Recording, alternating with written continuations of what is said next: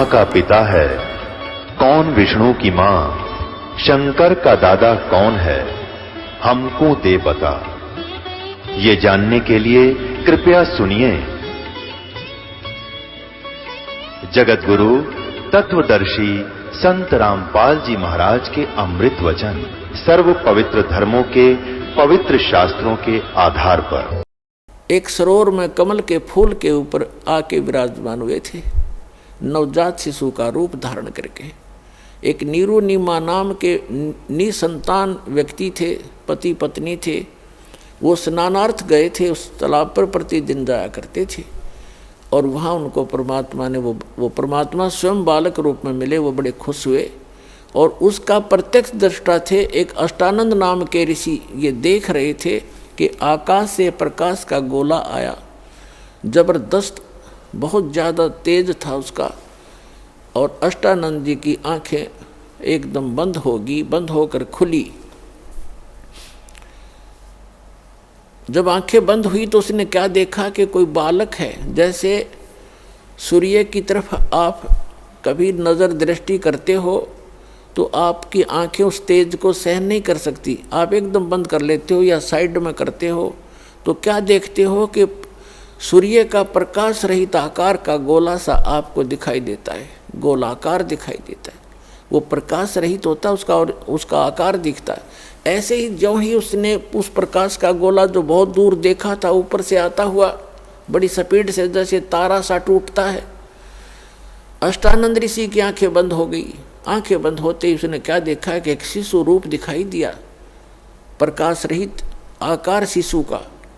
दोबारा आंखें खोली तो क्या देखा कि उस जिस सरोवर के ऊपर वो बैठा साधना करने की चेष्टा कर रहा था स्नान करके, उसी के एक कोने में जाकर वो प्रकाश सिमट गया।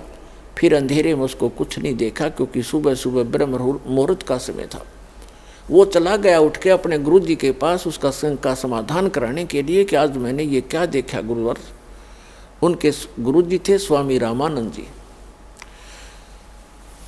तो नीरुनिमा नाम के वो निसंतान दंपति थे, वो उठाकर ले गए। उनके घर परवरिश होने से 25 दिन तक परमात्मा ने कोई आहार नहीं किया, ना जलपान किया।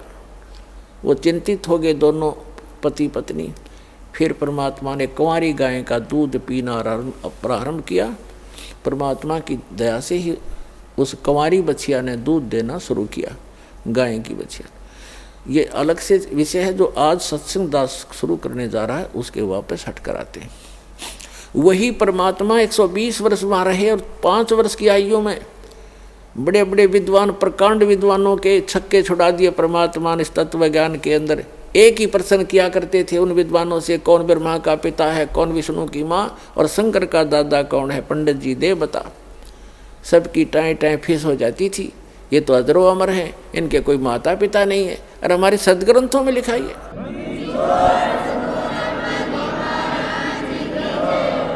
सच्चाई को ना सुनकर और ना ही खुद पहचान पाए और परमात्मा का विरोध कर दिया था।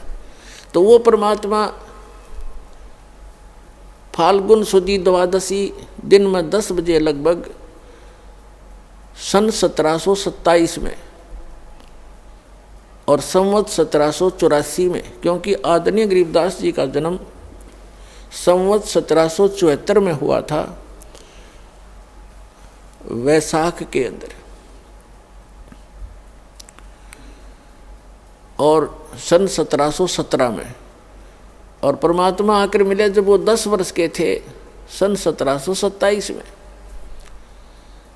10 वर्ष के गरीबदास साहिब जी कौन थे, थोड़ी सी जानकारी देते हैं। गरीबदास साहिब जी का मूल गांव है करौथा, जहाँ पर अपना एक छोटा सा आश्रम था जो इन दुष्ट लोगों ने सुहाया नहीं, जिनकी रोजी रोटी बंद हुई थी झूठों की, और वहाँ झूठा प्रचार करके जनता को भ्रमित किया, मुख्यमंत्री को भ्रमित किया, क्योंकि वो भी आर्य समाजी है।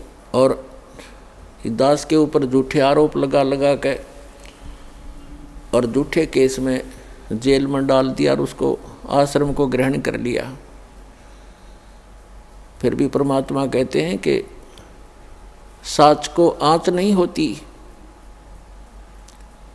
पुणात्माओं, आई कोर्ट ने हमारे हक में फैसला कर दिया। सन 2009 में मुख्यमंत्री आर्य समाजी और आर्य जो हमारा विरोध कर रहे थे, आर्य प्रतिनिधि सभा हरियाणा वाले, वो दोनों मिलकर सुप्रीम कोर्ट पहुंच गए। देख इनकी अकल मारी जा रही। कोई बात हो, अरे हम तो सत्य और असत्य की लड़ाई लड़ रहे हैं, ज्ञान और अज्ञान का झगड़ा, ज्ञान का जवाब ज्ञान से देना चाहिए। अब सुप्रीम कोर्ट में ऐसा मुंह पे थप्पड़ मार दिया परमात्मा ने उनके 8 वकील, 6 तो सरकार के, 2 उनके टॉप मोस्ट वकील कर रखे। हमारा ओरिजिनल वकील भी नहीं जा रहा था, उसको कोई काम हो गया अचानक, और परमात्मा के बच्चों को आश्रम दिवा दिया। इससे बड़ा चमत्कार पुण्यात्मा कोई नहीं हो सकता।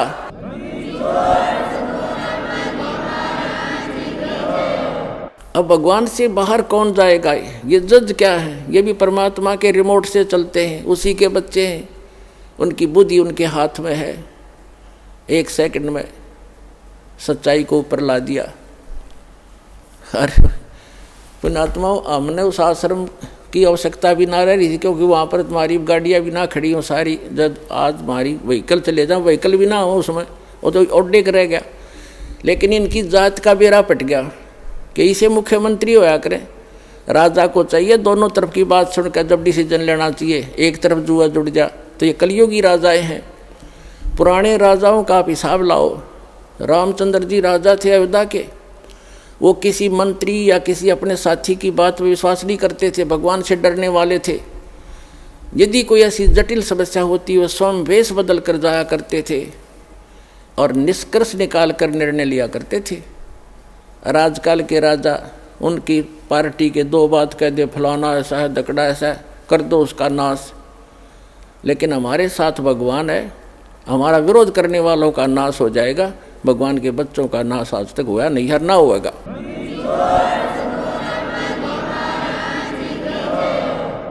और हम ना किसी का बुरा सोचा और ना सोचते। तो पुण्यात्माओं, ये गंदा लोक है, और अब और गंदे विचार हो गए हमारे। भगवान से डर रहा नहीं, और जब तक ज्ञान नहीं होगा अध्यात्म, तो भगवान से डरना छोड़ देता आदमी, और तभी मार खाता है। और ज्ञान होगा फिर, जैसे बच्चा छोटा सा होता है, वो कोई तार नीचे गिर गया हो लूज हो के, और वहाँ से कोई स्पार्क को ज्वाइंट हो, उसका स्पार्किंग हो रही है, उसको आतिशबाजी जानकर उसको भी पकड़ लेता छोटा बच्चा और मर जाता है। जब वो बच्चा सियाना होता है, उसका दिमाग सही काम करता है, तो फिर वो डर बताते हैं उसको कि इसमें बिजली हाथ मत लगाना। फिर वो बच्चा औरों को भी बचाता है कि इसके निकट ना जाना, स्पार्क है, बिजली है, इसमें मर जाएगा, आप भी बचाएगा, औरों को बचाएगा। तो इसी प्रकार जैसे कोई बच्चा कोई बोतल रखी है जिसमें विष हो, और वो लगा के मुंह को पी लेता, उसको पता ही नहीं, मर जाता है। तो पुण्यात्मा, जब उस बालक को ज्ञान होगा, बड़ा हो जाएगा, उसको लिखा है विष है, तो वो आप भी नहीं हाथ लाओ और दूसरों को भी नहीं लाने देगा कि इसके हाथ ना लगाना, इसमें जहर है। तो पुण्यात्मा, जो गलतियां आज हम कर रहे हैं, हम तत्व ज्ञान अध्यात्म ज्ञान की कमी के कारण वो विष पान कर रहे हैं, स्पार्क वाला तार पकड़ रहे हैं, रिश्वत लेकर और चोरी करके, जारी करके, मिलावट करके, और एक दूसरे को अपनी ताकत का दुरुपयोग करके सता के हम विष पान करें। और जब ज्ञान होगा, हाथ भी नहीं लावेंगे, चाहे कुछ भी हो, भूखे मर लेंगे पर बुराई नहीं कर सकते। जैसे कर का जहर का रंग होरी हो, कहो कौन तिस खावे राम रंग होरी हो। आदरणीय गरीबदास साहिब जी को परमात्मा मिले, फिर अध्यात्म ज्ञान दिया। आज उसी का प्रकरण चल रहा है, लेकिन बीच बीच में बहुत सी साइड कथाएं सुनानी पड़ती हैं, तभी सत्संग बनता है। आदरणीय गरीबदास साहिब जी को परमात्मा मिले थे, सचखंड लेकर गए थे, फिर वापस छोड़ा था। उन्होंने उस तत्व ज्ञान को प्राप्त किया परमात्मा से। परमात्मा ने उनकी आत्मा में, कबीर जी ने पूरा अध्यात्म ज्ञान फीड कर दिया था। तब उन्होंने कहा था कि जैसे कर का जहर का रंग होरी हो, कहो कौन तिस खावे राम रंग होरी हो। कहते हैं आपके घर में होरी माने खुशी, जैसे आप होली मनाते हो, खुशी का दिन मनाते हो, कहते ये होरी नकली है। असली होली तो जब होगी तुम्हारे घर में भगवान की भक्ति होगी, सब दुख रोज टलेंगे। एक भक्त कह रहा था जी हमने 11 वर्ष हो गए आज तक कोई त्योहार नहीं मना लिया इस शरण में आए जब। इससे पहले क्या था कि ऐसे कभी तो घर में किसी भाई की मृत्यु होगी, कभी चाचा की होगी, कभी ताऊ की होगी, ताऊ के लड़के की होगी, कभी बहन का बटेऊ मर गया तो कभी बहन मर गई। तो ऐसे 11 वर्ष हो गए हमने कोई त्यौहार नहीं मनाया, रोया करते बैठ के त्योहारों को। तो ये खाक त्यौहार है। तो परमात्मा कहते हैं हमारी शरण में आओ, थारा रोज होली रहेगी। और जैसे बुराई तुम करते हो, जो बुराइयां करके धन संग्रह करते हो या किसी को सताते हो, ये तो ऐसा कर रहे हो जैसे जहर खा रहे हो। और जब आपको ज्ञान होगा तब कहते जैसे किरका जहर का रंग होरी हो। किरका माने कण, विष का एक कण भी कहीं पड़ा हो और आपको पता हो ये विष है, और विष की क्वालिटी गुण को आप जानते ही हैं। कहते हैं उस कण को भी, अब तो आप मुट्ठी भर खा रहे हो, एक कण को भी आदमी नहीं खा सकता, इन्हें पता लग जाए ये विष है। तो अभी पता ही नहीं आपको ये विष है। तो ये जानकारी कराने के लिए सत्संग किया जाता है कि जो गलतियां आप कर रहे हो धनी बनने के लिए या लोक दिखावा करके लोक लाज में फंस गए, ये ना करो। और आपने यहाँ भी सुख मिलेगा। इस कबीर भगवान की शरण में आ जाओ, ये आपका पिता है, ये समर्थ है, आपके घर में सारे सुख देगा। तो इसलिए कहा है जैसे किरका जहर का रंग होरी हो, कहो कौन तिस खावे राम रंग होरी हो। तो फिर ये गलतियां कोई नहीं करेगा, जहर नहीं खाएगा। ये बुराई करना, चोरी करना, रिश्वतखोरी करना, मिलावट करना, किसी को सताना, आप दुख पालेगा। भक्त दूसरे को दुखी नहीं कर सकता, यह आत्मा ही नहीं स्वीकारेगी आपकी इस ज्ञान के आधार से। तो क्रोथा का प्रसंग चला था, इसलिए आपको बताना पड़ा कि हमारा एक छोटा सा आश्रम था। इन दुष्टों को सुहाया नहीं, क्योंकि इनके ज्ञान की खाल उतार दी दास ने, अज्ञान की। इनसे भी आचार्यों की, शंकराचार्यों की, जितने भी मंडलेश्वर थे, ये डुप्लीकेट आदमी है, इनके पास तत्व ज्ञान नहीं है। और ये महर्षि दयानंद, ए भगवान, इतना नकली आदमी, इसका कोई ज्ञान प्रमाणित नहीं, इसकी कोई रहनी करनी स्वस्थ नहीं, और इसको महर्षि मान करके आज तक हम आदर की दृष्टि से देखा करते थे। देखो आदमी तो मानो आदरणीय होता, लेकिन उसकी जो सीख थी वो आधार था कि वेदों अनुसार ज्ञान बता रहा हूँ मैं, और सत्यार प्रकाश लिख दिया, वेद अनुसार लिखा मैंने। जब दास ने वेदों को देखा, इसलिए महर्षि दयानंद के ज्ञान को वेदों से मिलाया कि यदि इसका ज्ञान वेदों से मिलता हो, और कबीर भगवान का ज्ञान तो सर्व वेदों का निष्कर्ष है, तो कबीर साहब के ज्ञान से तो उसको मिलना कहाँ था, वो तो वेदों से ही मेल नहीं खाया। तो दास ने इतना कहा था भाई इसको छोड़ दो, उनके हित में कहा था, कोई उनसे हमने उनका कोई संपत्ति प्राप्त नहीं करनी थी, सिर्फ रास्ता दिखाना था कि अभी तक आप गलती पर हो और ये गलत मार्ग है। महर्षि दयानंद को वेद ज्ञान नहीं था, आप वेद को सच्चा मानते हो, वेद में ही देख लो। अब आम जनता जो आर्य समाजी हैं वो कौन है? हमारे भाई हैं, बहन हैं, मामा और बुआ के भाई बहन बेटियां हैं। लेकिन ये दुष्ट लोग हैं जो आचार्य, ये अपने स्वार्थवश उन्होंने ये सोचा कि यदि हमारे समाज के व्यक्तियों को इस सच्चाई का पता लग गया, सारे रामपाल के पास चले जाएंगे, इनका कल्याण हो जाएगा और तुम्हारी दुकान बंद हो जाएगी। ये उद्देश्य लेकर उन्होंने जुल्म ढा दिया। तो ये लोग कभी तैसी नहीं हो सकते, आज तक नहीं हुए ये लोग स्वार्थी। और दास ने परमार्थ में शीश दे रखा है, जेल चाहे जान जाओ, जेल की तो बात क्या है, पर इसको ऊपर लाकर छोड़ दूंगा, मालिक का साथ दास के है, सच्चाई को ऊपर लाऊंगा, पूरा विश्व का कल्याण होगा।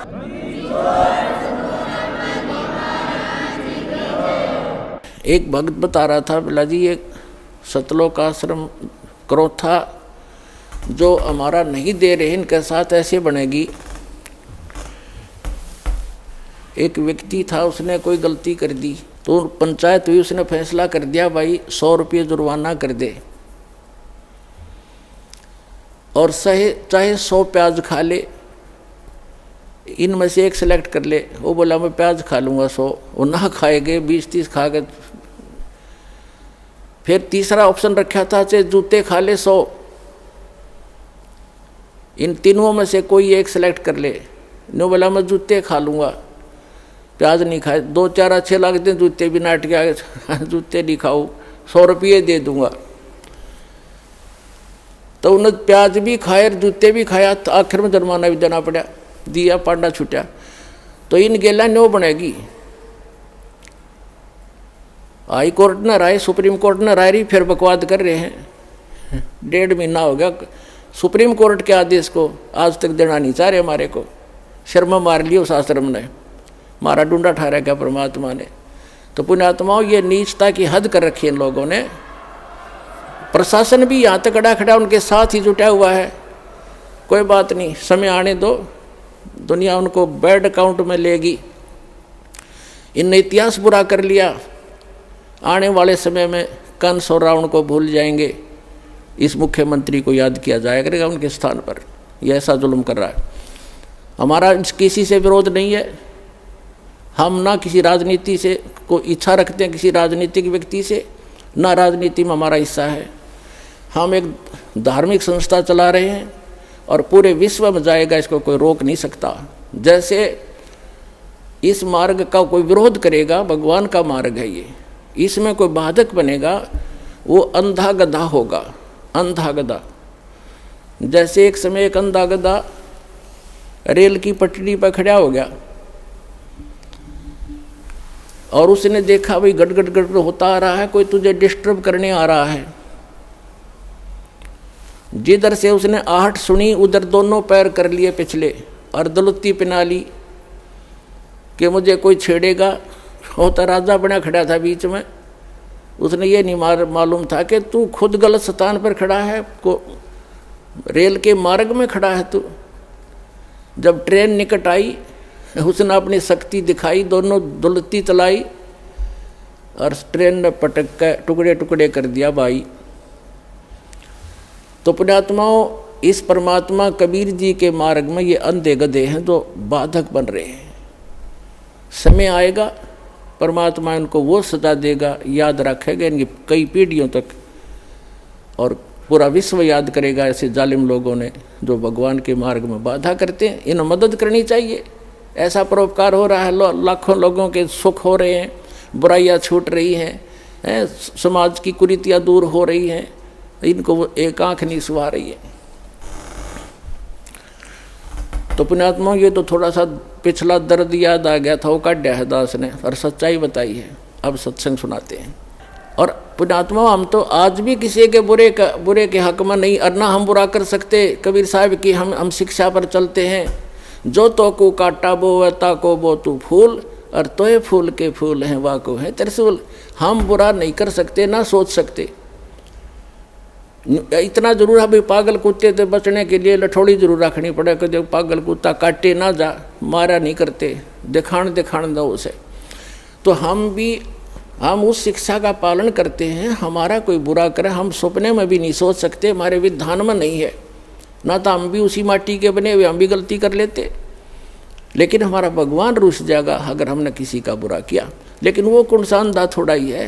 परमात्मा कहते हैं कि मेरे तो छानी है, उससे क्या चीज़ छुपा है वो सब जानते हैं। तो हम आज भी यदि वो आकर अक्षमा याचना करनी पड़ेगी एक दिन उनको, और नहीं तो भयंकर पाप के भागी हो जाएंगे। आज भी आकर वो अक्षमा याचना करेंगे और भक्ति करेंगे तो हम सहर्ष उनको आम बच्चों की तरह स्वीकार करेंगे। लेकिन शायद उनके अंदर इतनी बुद्धि नहीं है, अहंकार में खत्म हो चुके हैं वो सभी हमारे भाई हैं। पूरी पृथ्वी के प्राणी हम एक परमात्मा के बच्चे हैं, हमें तो पता लग चुका है। ठीक है, घर का बालक या कोई पालतू कुत्ता भी पागल हो जाए, उससे बचना पड़ता है, फिर वो अलग बात है। लेकिन पूरे संसार के जितने भी प्राणी हैं, हम एक पिता की संतान हैं और सबके उद्धार के लिए प्रयत्न है। अब जो मानव शरीरधारी प्राणी हैं वो नाम लेंगे, दीक्षा ग्रहण करेंगे, बुराई त्याग देंगे, उनका तो मोक्ष होगा ही होगा। साथ में इस भक्ति, सत भक्ति, परमात्मा के दिए हुए इस अमृतवाणी के प्रचार से, और जो भक्त जाप करते हैं, सिमरण करते हैं, सुबह शाम दोपहर की भगवान की वाणी उच्चारण करते हैं और हवन यज्ञ करते हैं, धर्म पुण्य करते हैं, इनसे पूरे वातावरण में परिवर्तन आ रहा है। पूरे वातावरण में पशु पक्षियों पर भी असर होगा। जैसे एक बच्चा जा रहा सिमरण करता हुआ भगवान का, बहन बेटी भाई बस में बैठा है, तो उसका असर आसपास के भी होगा। जैसे कोई बीड़ी पीकर छोड़ता है, वो तो सारा कुछ वो इसी में गड़बड़ हो रही है और आसपास को भी नुकसान करता है, वो साथ बैठे वालों को। इसी प्रकार जैसे कोई हलवा बनाता है, हलवा बनाने वाला तो खा रहा है लेकिन आसपास के घरों में भी अच्छी महक जा रही है, उनको भी आनंद आ रहा है। तो इसी प्रकार जो सत भक्ति कर रहे हैं वो हलवा खा रहे हैं और उनके आसपास के मकानों में भी उसकी सुगंध अच्छी जा रही है। हर एक मीट पकावे, आप भी मरे, दूसरों को भी बुरी बदबू जा उसकी। तो इस प्रकार जो सत भक्ति आप जी कर रहे हो, ये पूरे विश्व को लाभ होगा। पशु पक्षियों पर भी इसका असर होगा। जो परमात्मा की वाणी दास सुनाता है और आप उसको कोई सीडी में ले गया है, कोई मोबाइल में चला रहा है, कोई हल के पीछे पीछे भी मालिक की वाणी बोल रहा है, उससे बीज भी अच्छा उत्पन्न होगा। उस अन्न को भी जो खाएगा, ऐसे व्यक्ति के बोए हुए को खाने वाले पर भी उसका असर होगा।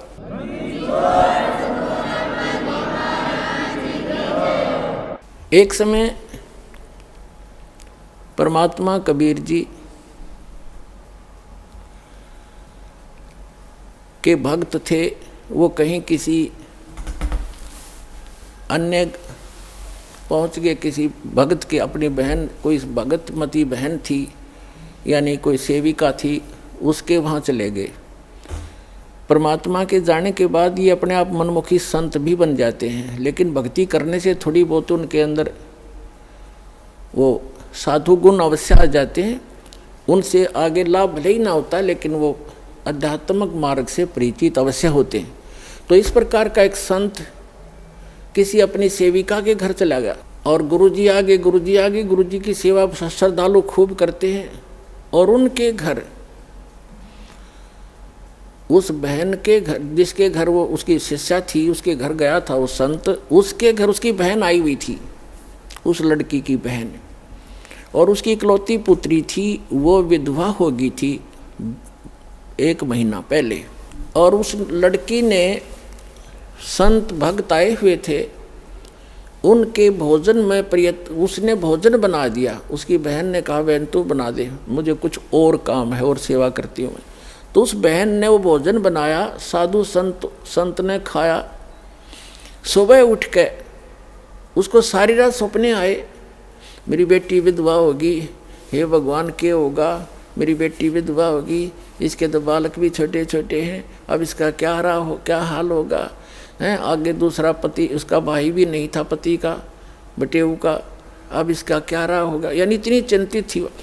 तो सुबह उठ के उस संत ने कहा अपनी शिष्या से, बहन आज ये हमारा भोजन किसने बनाया था, ये कल रात का जो भोजन था ये किसने बनाया था। तो उसने बताया, जी मेरी बहन आई हुई है, उसने बनाया था। अच्छा, क्या उसका कोई आपत्ति है उसके ऊपर, कोई दुख है उसको? कहा महाराज जी घना दुख उसको, तो नाम तो ले नहीं रखा। उसकी एक बेटी थी और वो विवाह कराया था, 2 बालक छोटे छोटे, उसके पति की मृत्यु होगी, विधवा होगी बेटी, यह बहुत दुखी है। तो पुण्यात्माओं, अब उसके द्वारा बनाए गए वो सोच विचार जो उसके थे उस अन्न में पहुँचे, और उस अन्न को खाने से उस संत भी डिस्टर्ब हो गया। और इसी प्रकार आप इस भक्ति, जैसे बहन बेटियां हैं, अब क्या करती हैं, मोबाइल परमात्मा ने चला दिए और बहुत से सिस्टम ऐसे चल गए हैं। ये इतना सहज मार्ग है पुण्यात्माओं। जैसे आरती करते हो, सुबह का नित्यनेम भी करते हैं, क्योंकि इसमें मानसिक काम नहीं है। जैसे खाना बनाना रूटीन है। अब जैसे गाड़ी चलाते हैं, अब उसमें मानसिक काम घना नहीं होता, अभ्यास हो जाता है इनका, अपने हाथों का अपने आप ही। तो उसमें भगवान की भक्ति, जैसे आरती लगा दी, आरती भी करता रहे और काम भी करता रहे। और जैसे तो इसी प्रकार जैसे बहन आरती करती हैं या मंत्र करते करते नाम आरती रोटी बना रहे हैं मंत्र करने लगे, तो उनका असर उस अन्न में भी होगा और खाने वाले को भी वो अनुकूल करेगा, उसमें उसका लाभ देगा। तो इसी प्रकार ये साधना ऐसी है, इससे बहुत पूरे विश्व का कल्याण हो जाएगा। अब उस प्रसंग पर आते हैं जहाँ हमने शुरू करना था। तो क्रोथा आश्रम जो है, क्रोथा गांव है एक जिला रोहतक के अंदर, रोहतक झज्जर रोड पे, और वहाँ गरीबदास जी का मूल गांव था, धनखड़ गोत्र उनका, और वो किसान यानी जाट किसान उस घर में जन्म था उनका। उनके जो पिताजी थे वो गांव छुडानी में ब्याहे थे, यानी गरीबदास जी के नानके थे वो छुडानी में। और गरीबदास जी की माता का कोई भाई नहीं था, जिस कारण से गरीबदास जी के पूज्य पिताजी श्री बलराम जी नाम था उनका धनखड़, और वो अपने ससुराल में घर जमाई रहने लग गए थे। वहाँ ज़मीन बहुत घनी थी, आज के 1400 एकड़ ज़मीन, उस समय के 2500 बीघा, वो बीघा दूसरा होता था। तो इतनी ज़मीन संपत्ति थी, तो वहाँ रहने लगे। वहाँ जाने के बाद, छुडानी में जाने के बाद 12 वर्ष के उपरांत गरीबदास जी का जन्म हुआ था, और गरीबदास जी आजीवन वहीं रहे। उनकी संतति है आज भी, आधा गांव लगभग धनखड़ गोत्र से है, छुडानी जिला झज्जर हरियाणा। तो गरीबदास जी का ज़्यादा आना जाना क्रोथा गांव में ही रहा, क्योंकि भाईचारा वहीं था। तो कहने का भाव दास का ये है कि गरीबदास जी जब 10 वर्ष के हो गए और अपने ही, क्योंकि तब तो उन्हीं की अपना ही सारा कुछ हो चुका था, नाना जी की सारी संपत्ति उन्हीं की थी। लगभग 150 गव्वे रखे हुआ था उसका नाना जी, रखा करते थे, क्योंकि ज़मीन बहुत थी। उसमें चरागाह बना देते, वर्षा हो जाती, कुछ खाने के लिए गेहूँ जौ आदि बीज लेते, चने सरसों हो जाती। बाकी का समय पशुओं के, बाकी समय जो स्थान था, बाकी की ज़मीन को पशुओं के लिए ही वो प्रयोग किया करते थे, पशुपालन करते थे।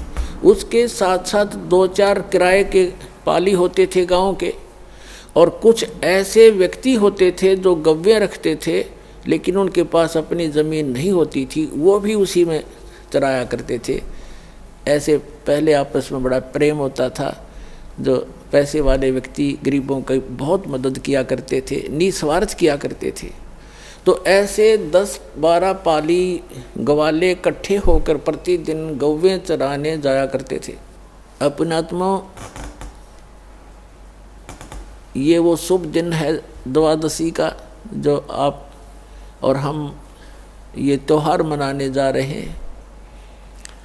हमारे संतों के ये त्यौहार हैं, और ये वो अनमोल त्यौहार हैं कि जिस दिन जिस भगवान के लिए हम भटक रहे हैं, राजाओं ने राज त्याग दिए, ऋषि महर्षियों ने शरीर गाल दिए तपस्याएं करके, लेकिन इस काल भगवान ने रास्ता ठीक नहीं दिया उनको। और भगवान रास्ता देने आए, सही विधि बताने आए, तो हमने स्वीकार नहीं किया अपनी अबोधता के कारण। अपन परमात्मा दिन का फाल्गुन सुदी यानी फाल्गुन मास की द्वादशी, चांदनी द्वादशी, दिन के 10 बजे जो पाली, जैसे आजकल आप देख रहे हो बाहर धूप खूब हो जाती है, तो गव्वें चल रही थी। वो सभी 10-12 पाली इकट्ठे हो करके खाना खा रहे थे। सुबह सुबह का वक्त से चले जाते थे लेकर के 6 बजे, 7 बजे, 5 बजे पशुओं को। 10 बजे से वहाँ अपना खाना खा रहे थे, लगभग खाना खाने ही वाले थे। तभी परमात्मा आए सतलोक से, एक महात्मा, जिंदा महात्मा का रूप बना के, और थोड़ी सी दूरी पर 500 फुट की दूरी पर आसमान से आकर वहाँ पृथ्वी पर अवतरित हुए। और ऐसे उसके साथ से रास्ता था, जिस वृक्ष के नीचे, जंडी के पेड़ के नीचे वो खाना खा रहे थे बच्चे बैठ के, कुछ बड़े थे कुछ बालक थे, उसके साथ से रास्ता जाता था दूसरे गांव को, कबलाना गांव से, छुडानी से कबलाना गांव सीमा लगती है। उस सीमा के ऊपर ही छुडानी के खेतों में परमात्मा वहां आकर अवतरित हुए। और उस रास्ते पर ऐसे जैसे राहगीर, एक यात्री चलता है पैदल, ऐसे चलते आ रहे थे। उन पालियों ने देखा कि महाराज जी आगे हैं, महात्मा जी, और प्रणाम किया। सभी ने राम राम कहा, परमात्मा ने भी राम राम का उत्तर दिया। तो जितने भी वहाँ पाली गवाले थे उन्होंने कहा महाराज जी भोजन पाओ, आ जाओ भोजन खा लो। परमात्मा ने कहा भी भोजन तो मैं अपने गांव से खा कर आया हूँ। बच्चों ने सोचा कोई डेरा होगा कि कहाँ से आए हो महात्मा जी। उन्होंने कहा कि मैं सतलोक से चलकर आया हूँ भाई, मेरा गांव है सतलोक। बच्चों ने सोचा होगा कोई सतलोक गांव भी होगा भाई कितना। फिर महाराज जी भोजन खा लो, भोजन नहीं खाओगे ना तो दूध तो पीना पड़ेगा अपना, क्योंकि हम अतिथि को ऐसे बगैर खाए पिए जाने नहीं देते। एक प्रेम भाव से आतिथ्य सत्कार करने के लिए उन्होंने ऐसे बोला। तो परमात्मा ने कहा भाई दूध पिलाना चाहते हो तो पिला दो, मैं कंवारी गाय का दूध पीता हूँ।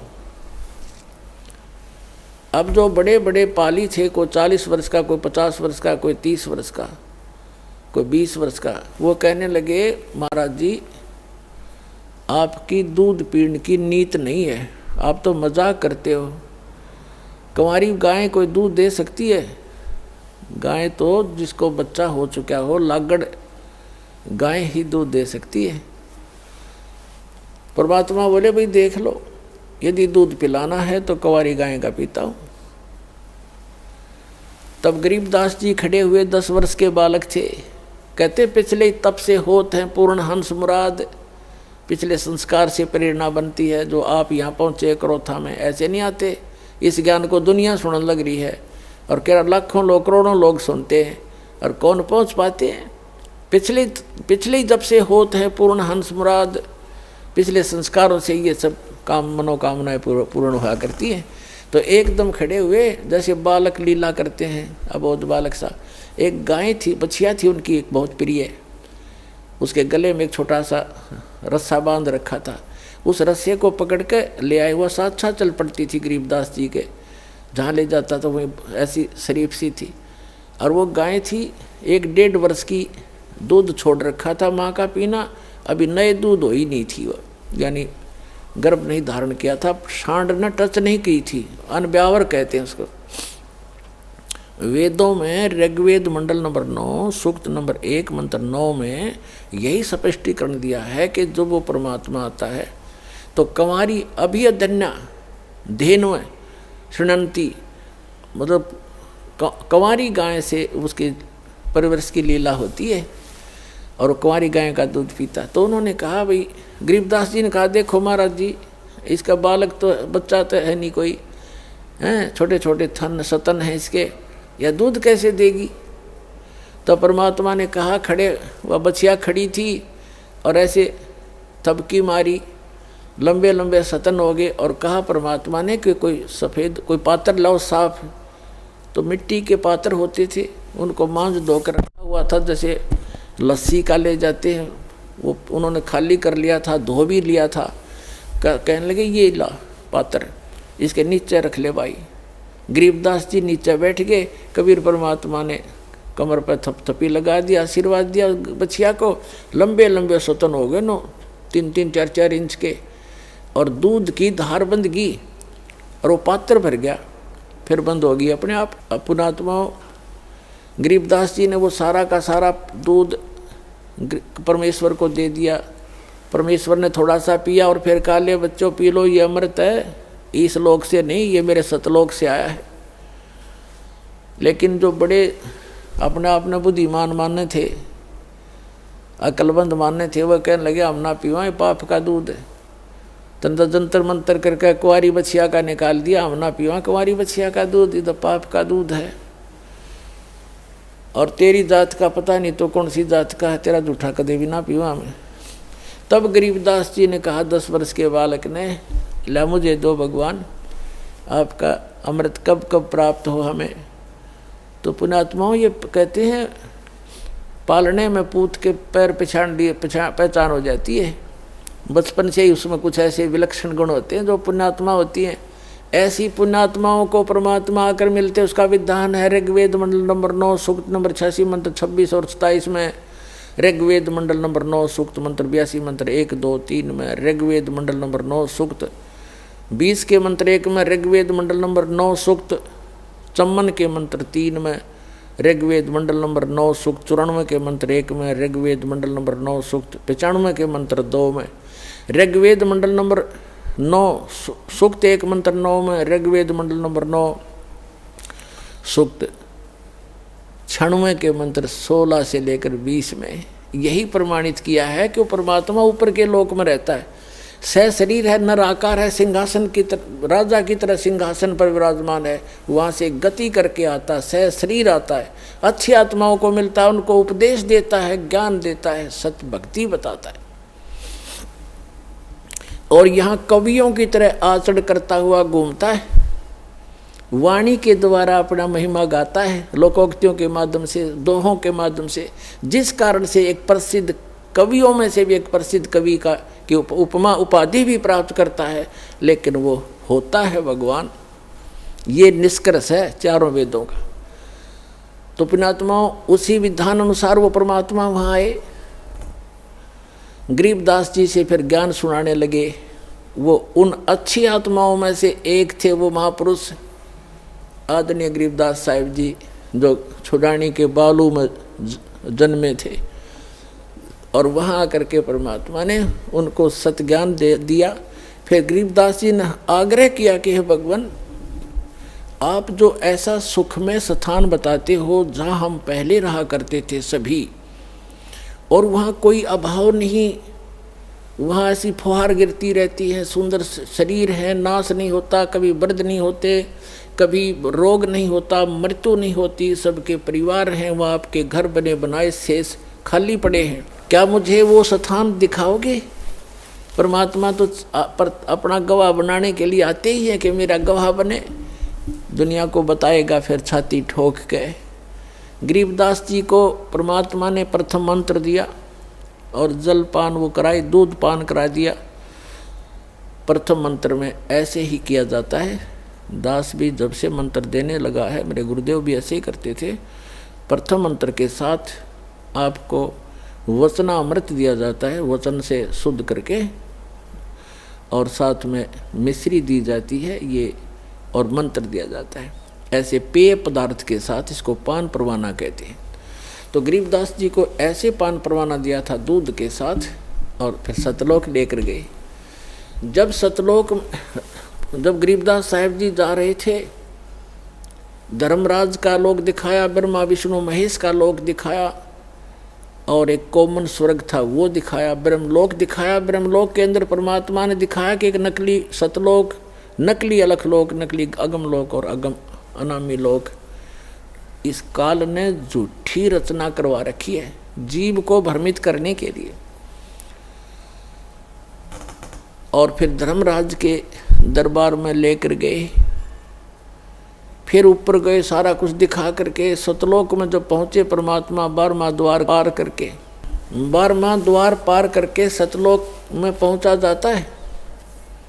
अभी तक ये कोई 10वां द्वार तक सीमित थे। और एक जम्मू के अंदर रांजड़ी का एक मधु परमहंस का भाव है, वो तो छाती कुट्या करता के 11वां द्वार पा गया, 11वां द्वार पा गया, आज तो किसी ने नहीं बताया। अरे भले आदमी कबीर साहब की वाणी में पढ़ लिया तो घर से लाया था, और वो भी इनकम्प्लीट नॉलेज। जबकि 12वां द्वार पार करके परमात्मा प्राप्ति होगी, अर्धी की गांठ से पंसारी नहीं बन जाता। तो 12वां द्वार पार करके परमात्मा सतलोक लेकर गए, 7 संग ब्रह्मांड उसके अक्षर पुरुष के पार किए। और जब सतलोक में प्रवेश किया, क्या देखा? सिंहासन के ऊपर परमात्मा विराजमान है, उनका इतना सुंदर शरीर है, तेजों में प्रकाश, सुंदर शरीर, सफ़ेद शरीर है मालिक का, बहुत सुंदर। और एक रोम में, रोमकूप समझो, रोम कहो, एक रोमकूप की इतनी शोभा है जैसे करोड़ सूर्य मिला दे, करोड़ चंद्रमा। इतना नूर है उस परमपिता के बॉडी का, इतना सुंदर शरीर है, चमक इतनी निकल रही है उसके अंदर से। सिंहासन पर विराजमान, सिर पर मुकुट है, सुंदर मुकुट जैसे राजा पहनते हैं, और ऊपर एक सफेद छत्र है। एक बहुत बड़ा गुम्बज बना हुआ है, बहुत बड़ा सुंदर गोल गोल आकार का गुम्बद जिसको स्तूप भी बोलते हैं। जब परमात्मा नीचे से गए वो जिंदा महात्मा के रूप में थे, और वहाँ एक चंवर रखा था। जिंदा महात्मा के रूप में जो परमात्मा दूसरे रूप में गए थे नीचे पृथ्वी से, गरीबदास जी को साथ लेकर के, उसकी आत्मा को, शरीर नीचे रह गया था गरीबदास जी का, आत्मा को ले गए थे सूक्ष्म शरीर, फिर ऊपर कारण शरीर सब छोड़ करके वहाँ ओरिजिनल शरीर होता है जो आत्मा का, स्वयं का 16 सूर्य का प्रकाश हो जाता है, पूरी बॉडी का है, नर आकार मनुष्य दृश्य ही है वहाँ पर सतलोक में। सभी जितने भी वहाँ मनुष्य हैं, स्त्री पुरुष हैं, इसी तरह संसार है, और सबका नूरी शरीर है, और उनका अपनी बॉडी का प्रत्येक का तो 16 सूर्य जितना प्रकाश है, और परमात्मा के एक रोमकूप का करोड़ सूर्य मिला दे, करोड़ चंद्रमा इतना शरीर है, ऐसा प्रकाश है। लेकिन है दोनों ही एक जैसे आकार के, मनुष्य आकार है सबका, भगवान भी नर आकार में है, मानव आकार में, और सभी वहाँ के प्राणी भी मनुष्य जितने, स्त्री पुरुष बहन भाई सब मनुष्य जैसे ही। और ऐसी सृष्टि है, वहाँ वृद्ध अवस्था नहीं होती, वहाँ मृत्यु नहीं होती, ये बॉडी जो नाड़ी तंत्र से नहीं होता वहाँ पर, वो सुंदर शरीर होता है, एक तत्व से बना हुआ होता है। उसका वर्णन यहाँ करना और समझाना भी आपके लिए, दास के लिए दुर्लभ है, क्योंकि आप उस अतिथि को पकड़ नहीं पाओगे, वो तो वहाँ जाए पता लगेगा आपको। आकार ऐसा ही है, वहाँ वृद्ध अवस्था नहीं होती, सदा युवा रहते हैं। एक सतिथि में जा कर के युवा जब हो जाते हैं वो एक, बस उसके बाद उसकी आयु घटती बढ़ती नहीं। तो इस प्रकार वहाँ की स्थिति है। गरीबदास जी ने वहाँ का नज़ारा देखा, ओए होए, और फिर क्या किया कि कबीर साहब जो जिंदा महात्मा के रूप में गए थे, वो चंवर उठाकर अपने दूसरे रूप जो सिंहासन पर विराजमान थे उस पर चंवर करने लगे। जैसे एक सेवक अपने गुरुदेव पर करते हैं, या नौकर अपने राजा पर करते हैं, राजा के सेवक श्रद्धा से मक्खी हटाने के लिए, जीव जंतु ना मर जाए उद्देश्य तो उनका ये होता है। लेकिन वहाँ एक शौक के लिए, शान और आदर सत्कार के लिए करते हैं, वहाँ मच्छर माखी का कोई लेन देन नहीं है, कोई व्यवहार नहीं है। तो गरीबदास जी ने सोचा कि ये जो नीचे से बाबा जी आया है, ये तो नौकर है इस भगवान का, इसका सेवक है, चेला चला होगा इसका, और भगवान तो ये बैठा है, नू देखे बार बार उसके चेहरे का।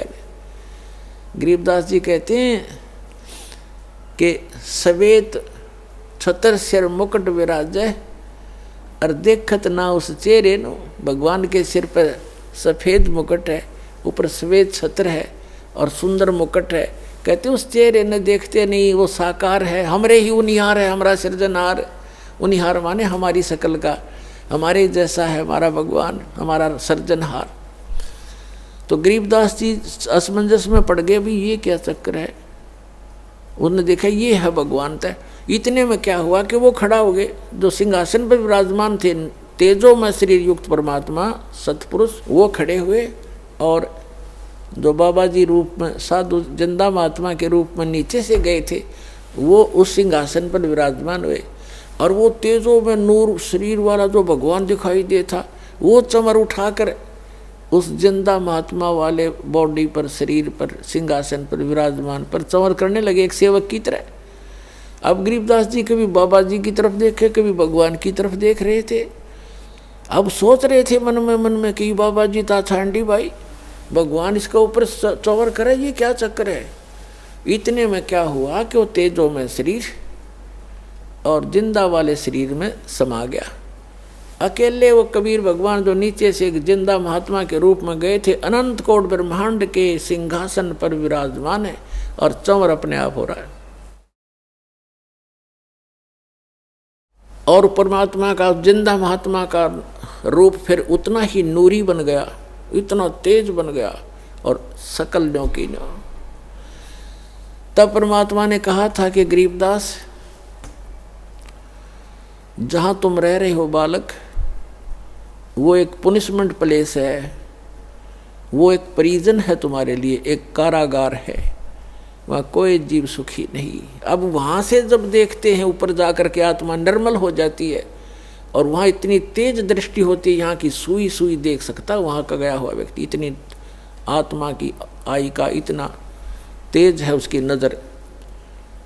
तब गरीबदास जी नीचे देख रहा है, ओए होए, ऐसे दिख रहे जैसे कीड़े मकोड़े तंग पा रहे हों, प्रत्येक की बॉडी के अंदर का सामान भी दिखाई देता है वहाँ से, इसके अंदर क्या है। इसमें ब्लड की नदियाँ बह रही हैं, नाड़ियाँ, इनके अंदर ब्लड बह रहा, वो भी उसके अंदर भी करोड़ों जीव घूम रहे हैं, हाँ नौ मचल मचा रहे हैं, इधर घूम रहे हैं, टट्टी पेशाब हार्ड मांस ये दिखाई देता है।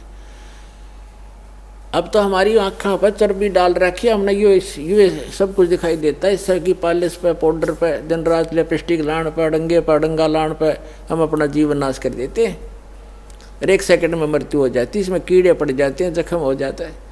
इसके अंदर हम संतुष्ट हुए बैठे हैं और यहाँ की बकवादों में इसको जीवन नाश करते हैं, जो वहाँ जाकर पता चलता है। तब परमात्मा ने कहा कि अब गरीबदास, अब नीचे जा बेटा, ये है तुम्हारे स्थान, ये खाली महल पड़े सारे, जो नीचे चीटी से लेकर हाथी तक और राजा और रंग जितने पृथ्वी पर इस काल के 21 ब्रह्मांड में तुम गए हो, और जितने ये परब्रह्म के, उस परब्रह्म के अक्षर पुरुष के लोक में गए हैं, इन सब के इस सतलोक के अंदर अलग अलग बहुत सुंदर महल हैं, एक जैसे, उनमें कोई अंतर नहीं किसी भी फैसिलिटी का।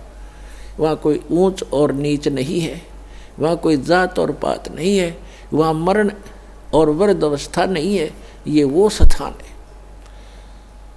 पुणात्माओं, गीता अध्याय नंबर 7 के श्लोक नंबर 29 में कहा कि अर्जुन, मेरे इस ज्ञान का जो आश्रय कर लेगा, चौथे अध्याय के 32 और 34 में श्लोक में कहा है कि भगवान वो परमात्मा स्वयं आकर के अपने मुख कमल से तत्व ज्ञान प्रचार करता है। उसके अंदर यज्ञों की जानकारी, धार्मिक अनुष्ठानों की जानकारी विस्तार पर पूर्वक कही गई है, वो तत्व ज्ञान है। उस तत्व ज्ञान को तत्वदर्शी संतों के पास जाकर समझ, यानी गीता ज्ञान दाता भी उस तत्व ज्ञान से अपरिचित है।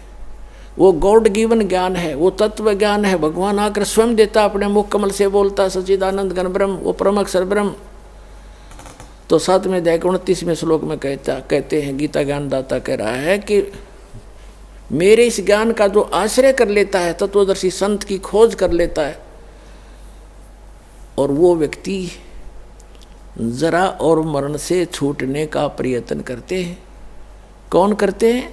जो संपूर्ण अध्यात्म से परिचित और सभी कर्मों से परिचित वो व्यक्ति जरा यानी बुढ़ापा और मरण माने मृत्यु से मोक्ष के लिए, सदा के लिए, छुटकारे के लिए प्रयत्न करते हैं, जो उस तत्व ब्रह्म से परिचित हो चुके हैं, सारे धात्म ज्ञान से परिचित हो चुके हैं और सब कर्मों से परिचित हैं। जैसे आज के सत्संग में एक विशेष ये भी दास बता रहा है कि ऐसे कर्म नहीं करने चाहिए जिनसे हमें वो भोगने को दुबर हों, भारी हों। उनसे बचने के लिए ज्ञान है, इस ज्ञान से फिर अपने आप हाथ सिकुड़ जाएगा आपका। तो ये कंप्लीट स्पिरिचुअल नॉलेज है, धात्म ज्ञान है, और ये कर्म बताए जाते हैं कि इनसे जो परिचित हो जाता है वो केवल जरा और मरण से छूटने का ही प्रयत्न करता है। तो फिर अर्जुन ने पूछा कि किम तत्परम, 8वें अध्याय के प्रथम मंत्र में, तीसरे मंत्र में उत्तर दिया 8वें अध्याय के गीता में कि वो परम अक्षर ब्रह्म है। तो पुण्यात्माओं, वो स्थान है सतलोक जहाँ जरा और मरण नहीं है। गीता ज्ञान दाता अपने विषय में कहता है कि अर्जुन, चौथे अध्याय के 5 और 9 श्लोक में कि अर्जुन, तेरे और मेरे बहुत जन्म हो चुके, तू नहीं जानता, मैं जानता हूँ। अध्याय नंबर 10 के श्लोक नंबर 2 में गीता में, अध्याय नंबर 2 के श्लोक 12 में गीता ज्ञान दाता कहता है, अर्जुन, जन्म मृत्यु तेरी भी और मेरी भी सदा बनी रहेगी। यदि मेरी शरण में रहना है, 8वें अध्याय के 13वें श्लोक में कहा कि मेरा तो ओम नाम है मुझ ब्रह्म का, और इसको भक्ति करता हुआ अंतिम सांस तक जाएगा तो मुझे प्राप्त होगा। यह गति प्राप्त होगी जो ओम से मिलने वाली है। उस ओम से, ओम के जाप से ब्रह्मलोक प्राप्ति है। 8वें अध्याय के 16वें श्लोक में बताया है कि ब्रह्मलोक में गए हुए प्राणी भी पुनरावृत्ति में उनका भी जन्म मृत्यु होता है। अपनी तो स्थिति क्लियर कर दी, मेरा एक ओम नाम है और इसको जाप करने वाले का जन्म मृत्यु भी रहेगी। 8वें अध्याय के 5 और 7 में कहा कि अर्जुन, मेरी शरण में रहना है तो युद्ध करना पड़ेगा, और मेरी शरण में मेरी भक्ति कर मुझे ही प्राप्त होगा, ये गारंटीड बात है। लेकिन शांति नहीं हो सकती, युद्ध करना पड़ेगा। युद्ध करने वाले को शांति कहा। फिर 18वें अध्याय के 62वें श्लोक में कहा कि तू सर्वभाव से उस परमेश्वर की शरण में जा, जिसकी कृपा से तू परम शांति को और सनातन परम धाम को, शाश्वत स्थान को प्राप्त होगा। उसके लिए ऑप्शन छोड़ ही दिया कि तत्वदर्शी संतों की खोज कर, वो आपको बताएंगे। गीता ज्ञानदाता उस तत्व ज्ञान से अपरिचित है, अन्यथा एक अध्याय और लिखवा देता अगर उसमें उसको ज्ञान होता। 15वें अध्याय के 1 से 4 का सारांश है कि तत्वदर्शी संत की पहचान भी बताई है कि जो उल्टे लटके हुए संसार रूपी वृक्ष के सभी छंद बता देगा, सभी विभाग बता देगा, जड़ से लेकर पत्तों तक सवेदवित, वह वेद के तात्पर्य को जानने वाला तत्वदर्शी संत है।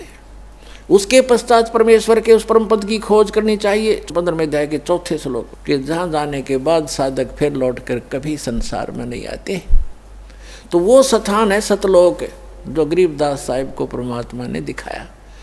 फिर गरीबदास जी से कहा कि जा बेटा नीचे जाओ। गरीबदास जी कहने लगे, हे भगवान, इसे गंदे लोक में मुझे ना भेजो मेरे दाता, वहाँ तो इधर तो देखने को दिल नहीं कर रहा। यहाँ के स्वर्ग की यह हालत है और नीचे तो और बुरा हाल हो रहा है।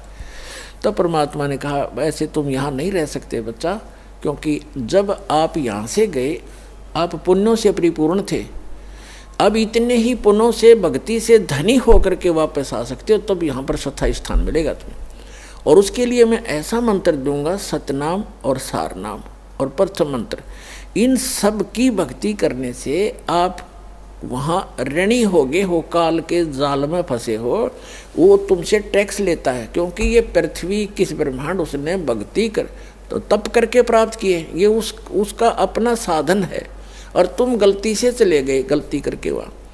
अब उसने पहले तो तुम्हारे को लूटा, स्वर्ग बना करके वहाँ रेस्टोरेंट बना रखे हैं। 10% किसी में चार्जेज है, किसी में 20%, किसी में 25% टैक्स लेता है। बाकी सब सुविधाएं, नाचना गाना और बकवास रंडी बाजी कुछ करो वहाँ पर। लेकिन वो पैसे खर्च होते, उस धनी उस पुण्य अक्षीण होते, और जिससे ये सब अपना गुजारा चला रहे। तब परमात्मा ने कहा, तुम नीचे जाओगे, एक ऐसी अनमोल भक्ति दूंगा बेटा, थोड़े ही समय से घने धनी हो जाओगे उस भक्ति के। अब क्या बताया है, फिर गरीबदास जी नीचे आए। गरीबदास जी ने स्वीकार किया कि जो आपकी आज्ञा, और कहा बेटा नीचे जाकर बता, ढोल पीट दे मेरा और गवाह बन जा बेटा। तेरे बच्चे बहुत, तेरे भाई बहन बहुत, सभी यहाँ से गए हुए सब मिसगाइडेड हैं। और कबीर भगवान ने उनके अंतःकरण में कंप्लीट स्पिरिचुअल नॉलेज फीड कर दिया। पहले यही नॉलेज परमात्मा ने इस सरपुरुष जो 21 ब्रह्मांड का स्वामी जो काल है, इसके अंदर फीड किया था। इसने क्या किया, और उस समय आने पर निकलना था, ऐसा विधान बनाया दाता ने उनके कि समय आने पर वो अपने आप उसके श्वासों के माध्यम से समुद्र में प्रकट हो गया। सामने श्वासों से बाहर निकला तो कमल के फूल के ऊपर ऐसे बहुत सुंदर जो वेद बने बनाए उसके अपने, जैसे आप देखते हो कहाँ से फैक्स किया जाता है, ईमेल की जाती है, कहाँ कंप्यूटर से निकाल लिया जाता है पूरा मैटर, बुक की बुक निकाल लो, ग्रंथ के ग्रंथ निकाल लो, ऐसे उसके श्वास के अंदर से वो ग्रंथ बाहर आ गए। हमारी ये भौतिक विज्ञान है, वो आध्यात्मिक विज्ञान है। उसके अंदर 2 सेकंड में कागज़ के कुछ एक जादूगर, आप जैसे कई मूर्ख बनाते हैं हमें कि उसमें कहाँ से कागज़ आ गए, कागज़ था ही नहीं, ये नहीं था। अरे भगवान ने जो पृथ्वी बना दी, ये कहाँ था पहले? उन्हें कागज़ बनाते देर लगे, तेरा हमारी यहाँ बुद्धि सीमित कर दी अनाड़ियों ने। तो उसने ज्ञान पढ़ा, इस काल भगवान ने क्या किया, उस सारे ज्ञान को पढ़ा जिसके अंदर उसकी विशेष जानकारी थी और भक्ति विधि थी, वो उसने नष्ट कर दी। केवल काम चलाओ ग्रंथ रख लिए, जो ना तो भगवान की महिमा भी है उस ग्रंथों में और उसका ज्ञान पूरा नहीं है। और वेद भी लास्ट में लिख देते हैं नेति नेति, कि जितना हम बता रहे हैं इतनी महिमा उसकी नहीं है, उसकी और भी शेष है। तो इस प्रकार चौथे अध्याय 15वें अध्याय के चौथे श्लोक में कहा है कि उसके पश्चात परमेश्वर की उस परम पद की खोज करनी चाहिए, जहां जाने के बाद साधक लौटकर कभी संसार में नहीं आते। तो गरीबदास साहिब जी को नीचे भेजा परमात्मा ने, कहा कि जा बेटा तुझे इतनी ऐसी भक्ति दूंगा। तो गरीबदास जी ने फिर थोड़ा सा प्रमाण दिया है, थोड़ा बताऊंगा फिर सत्संग इससे हटकर है। क्या कहा? सतनाम पालड़ रंग होरी हो, और 14 लोक चढ़ावे राम रंग होरी हो, 3 लोक पासंग धर रंग होरी हो, तो ना तुलाया राम रंग होरी हो। ये सतनाम इतना कीमती है। ये सतनाम सतनाम नहीं है, ये 2 अक्षर का वो सतनाम, जिसमें एक ओम मंत्र है, एक तत् सांकेतिक है। गीता अध्याय नंबर 17 के श्लोक नंबर 23 में ये कंप्लीट मंत्र लिखा है, ओम तत्सत। लेकिन ओम तो सीधा है, लेकिन तत् और सत ये सांकेतिक है, ये कोड वर्ड है। ये इस दास के अतिरिक्त विश्व में किसी के पास नहीं है और ना कोई अधिकारी है। तो इनमें से ओम और तत् मिलकर वो सांकेतिक शब्द, ये सतनाम बनता है 2 अक्षर का। और जिस भी महापुरुष का उद्धार हुआ है, उन्होंने परमात्मा से प्राप्त करके इसी का जाप किया है। उनको भगवान स्वयं आए गुरु रूप में, या कोई गुरु से गुरु अपना शिष्य बना करके उनको गुरु पद पर आगे उनका उद्धार किया। इसी मंत्र से सबका उद्धार हुआ। इसके अतिरिक्त कोई विश्व मंत्र नहीं है जो इस जरा और मरण ने समाप्त कर सके। तो क्या बताया कि इस सतनाम के सुमरण का एक बार श्वास उश्वास से मर्यादा में रहकर पूरे गुरु से लेकर, अपने आप नहीं, कोई घर का आप पे गुरु बन जाए आगे चेले बनाओ, वो महापापी अपराधी व्यक्ति है, उसे कोई लाभ नहीं होगा। जैसे इस दास से प्राप्त करके कोई निकम्मी आत्मा दुष्ट इंसान स्वयं ये मंत्र किसी को आगे दान करने लग जाए, देने लग जाए, गुरु बन जाए, वो सबसे बड़ा शत्रु और होगा इस मानव समाज का। भगवान का द्रोही होता वो व्यक्ति, क्योंकि वो अधिकारी नहीं है, वो झूठा लाइसेंस बना रहा है, झूठा वो डुप्लीकेट पासपोर्ट बना रहा है। आगे चल के समय पर धोखा देगा वो पासपोर्ट उसका। इस विश्व में इस दास के अतिरिक्त आज के दिन दूसरा कोई सतमार्ग और ये ज्ञान और उपदेश का अधिकारी नहीं है। ये सत्कर मान लियो पुण्यात्मा, झूठ नहीं बोलता दास।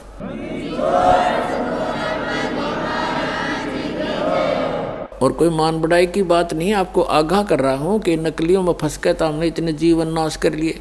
तो कहने का भाव ये है कि गरीबदास जी को जो परमात्मा ने बताया, गरीबदास जी ने आगे बताया कि ये एक सतनाम इतना कीमती है, एक बार श्वास उश्वास से एक बार सिमरण करने का कितना धन, कितनी वैल्यू है इसकी, कितनी कीमत है।